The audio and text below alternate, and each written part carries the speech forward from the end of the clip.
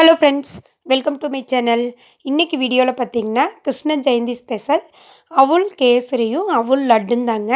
எப்படி செய்கிறதுன்னு பார்த்துடலாம். நம்ம சேனலுக்கு நீங்கள் புதுசாக இருந்தீங்கன்னா மறக்காமல் சப்ஸ்கிரைப் பண்ணிவிட்டு கூடவே பெல் சிம்பிளை கிளிக் பண்ணிடுங்க. வாங்க வீடியோக்குள்ளே போகலாம். ஃபஸ்ட்டு ஒரு கடாயை எடுத்துக்கலாம். அதில் ஒரு டீஸ்பூன் அளவுக்கு நெய் சேர்த்துடலாங்க. நெய் உருகிடுந்துமே பார்த்திங்கன்னா நம்மளுக்கு விருப்பப்பட்ட நட்ஸு, முந்திரி, பாதாம், பிஸ்தா எது வேணாலும் சேர்த்துக்கோங்க. நான் முந்திரி, திராட்சை மட்டும்தான் சேர்த்துருக்குறேன். சேர்த்து அதையே வறுத்தெடுத்துடலாங்க. வறுத்தெடுத்து ஒரு தட்டுக்கு மாற்றிடுவோம்.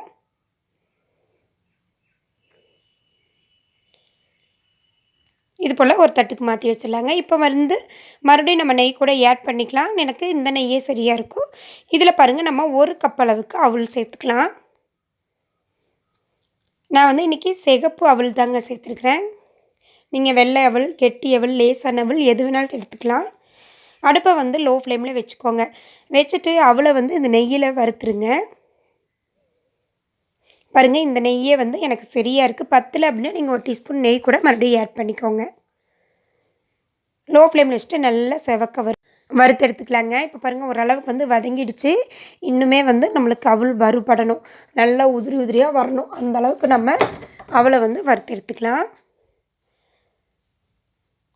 பாருங்கள், நல்லாவே சூப்பராக வறுபட்டுருச்சுங்க. இப்போ ஸ்டவ் ஆஃப் பண்ணிவிட்டு நம்ம ஒரு தட்டுக்கு மாற்றி நல்லா ஆற விட்டுருங்க. பாருங்கள், நல்லா ஆறிடுச்சு. இப்போ இது மிக்ஸி ஜாருக்கு மாற்றிக்கலாம்.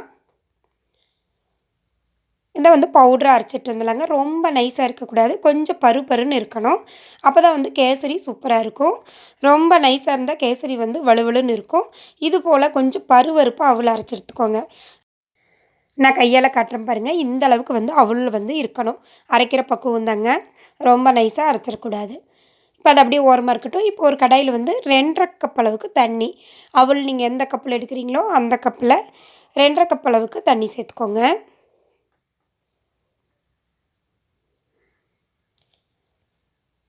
இப்போ இதில் பார்த்தீங்கன்னா வாசனைக்காக ஒரு ஏலக்காயை தட்டி சேர்த்துக்கலாம் இந்த தண்ணியிலையே.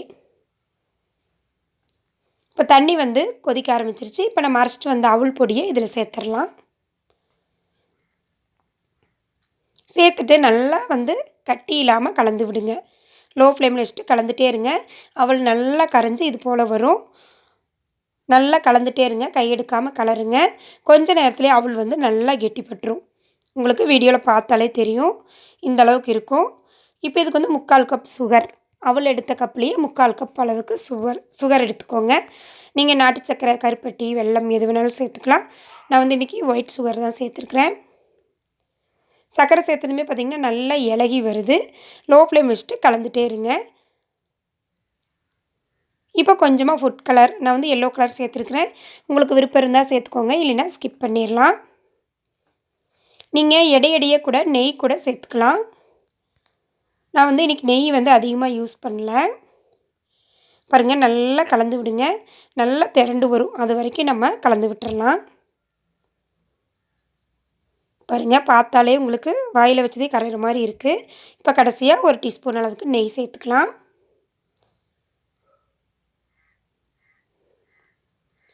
லோ ஃப்ளேமில் வச்சுட்டு நல்லா கலந்துகிட்டே இருக்கலாங்க.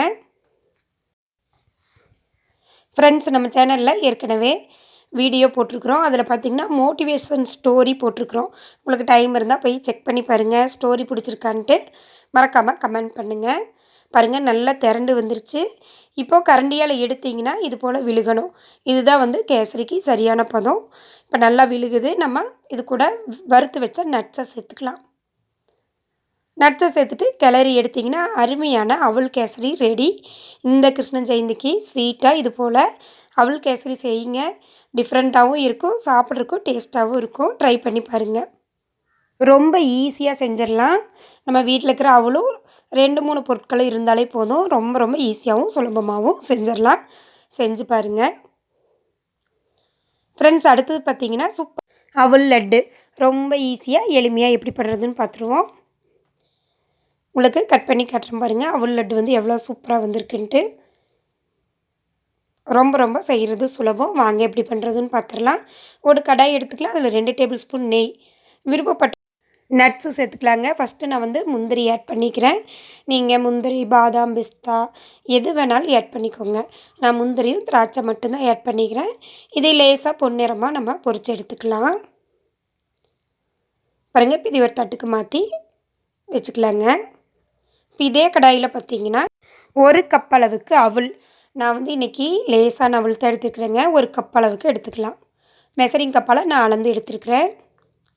நீங்கள் கப்போ, டம்ளர் இல்லை பவுல் எதில் வேணாலும் எடுத்துக்கோங்க. அவளை சேர்த்துட்டு ஒரு நிமிஷம் வதக்குங்க. அதுக்கப்புறம் அதே அளவில் அதே கப்பில் 1/4 கப் அளவுக்கு பொட்டுக்கடலை எடுத்துருக்குறோம். சட்னிக்கடலை இருக்கு இல்லைங்களா, அதை சேர்த்துக்கலாம். இப்போ பாருங்கள், அதே கப்பில் வந்து 1/2 கப் அளவுக்கு வேர்க்கடலை பீனட் எடுத்துருக்குறோம். நான் வந்து வேர்க்கடலை ஏற்கனவே வறுத்த வேர்க்கடலை தான் எடுத்துருக்கிறேன். நீங்கள் வறுக்காத வேர்க்கடலை இருந்தால் அதை தனியாக வறுத்து எடுத்து இது கூட சேர்த்துக்கோங்க.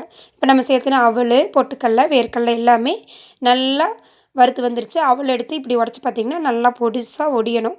அந்த அளவுக்கு நம்ம வறுத்து எடுத்துக்கோங்க. இப்போ இது ஒரு தட்டுக்கு மாற்றி ஆற வச்சிடலாம். இப்போ அதுக்குள்ளே இப்போ நம்ம கொஞ்சமாக சர்க்கரை பாவு ரெடி பண்ணிடலாங்க. அதே அளவுக்கு 1 கப் அளவுக்கு சர்க்கரை, மெசரிங் கப்பில் அவள் எடுத்து இல்லைங்கன்னா அதே கப்பில் 1 கப் அளவுக்கு சர்க்கரை, 1/2 கப் அளவுக்கு தண்ணி சேர்த்துட்டு கரைச்சிக்கலாம். பதமெல்லாம் தேவையில்லை, ஜஸ்ட் வந்து கரைஞ்சால் போதும். இது கூட ஒரு 1/2 டீஸ்பூன் நெய் அதையும் சேர்த்துட்டு கரைச்சி எடுத்துடலாங்க. இந்த அளவுக்கு இருந்தால் போதும், பக்குவமெல்லாம் தேவையில்லை. இப்போ இதையே இறக்கி வச்சிடலாங்க. இப்போ பார்த்திங்கன்னா ஒரு கடாயில் 1/2 கப் அளவுக்கு தேங்காய் துருவல், நீங்கள் தேங்காய் பீசஸ் கூட சின்ன சின்னதாக கட் பண்ணி சேர்த்துக்கலாம். தேங்காய் வந்து நம்ம ட்ரையாக தான் வறுக்கணும், எதுவும் சேர்த்த வேண்டியதில்லை. எண்ணெயோ ஆயிலோ எதுவுமே சேர்த்த வேண்டாம். ட்ரையாக வறுத்திங்கன்னா போதும். அடுப்பு லோ ஃப்ளேமில் வச்சுட்டு ட்ரையாக வறுத்துருங்க. இப்போ ஏற்கனவே ஆறிட்டு இருக்கிற அவல், வேர்க்கடலை, பொட்டுக்கடலை எல்லாமே நல்லா ஆறிடுச்சு. இப்போ மிக்ஸி ஜாருக்கு மாற்றிட்டு பவுடர் பண்ணி எடுத்துகிட்டு வந்துடலாம். இது கூட வாசனைக்காக 2 ஏலக்காய். ரொம்ப நைஸாக இருக்கக்கூடாது, ஓரளவுக்கு பருப்பருன்னு இருக்கணும். பாருங்கள், இந்த அளவுக்கு இருந்தால் போதும்.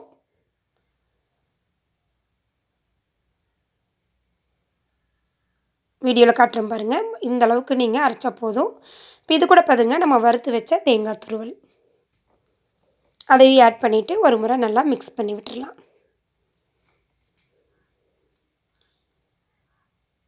இப்போ நம்ம ஏற்கனவே வறுத்து வச்ச முந்திரி, திராட்சை அதையும் இது கூட சேர்த்துடலாம். இப்போ நம்ம ரெடி பண்ணி வச்ச சர்க்கரை பாவை கொஞ்சம் கொஞ்சமாக இதில் சேர்த்துக்கோங்க. சரியாக இருக்கும். 1 கப்பு சர்க்கரைக்கு 1/2 கப் தண்ணி சேர்த்து கரைச்சி வச்சுருக்கு இல்லைங்களா, அதை வந்து இது கூட ஆட் பண்ணிவிட்டு கொஞ்சம் கொஞ்சமாக ஆட் பண்ணி உருண்டை பிடிக்கிற பக்குவத்துக்கு கலந்து விட்டுறலாம். பாருங்கள், ஆட் பண்ணியாச்சு. இப்போ நம்ம கொஞ்சமாக எடுத்து உருண்டைகளாக பிடிச்சிக்கலாங்க.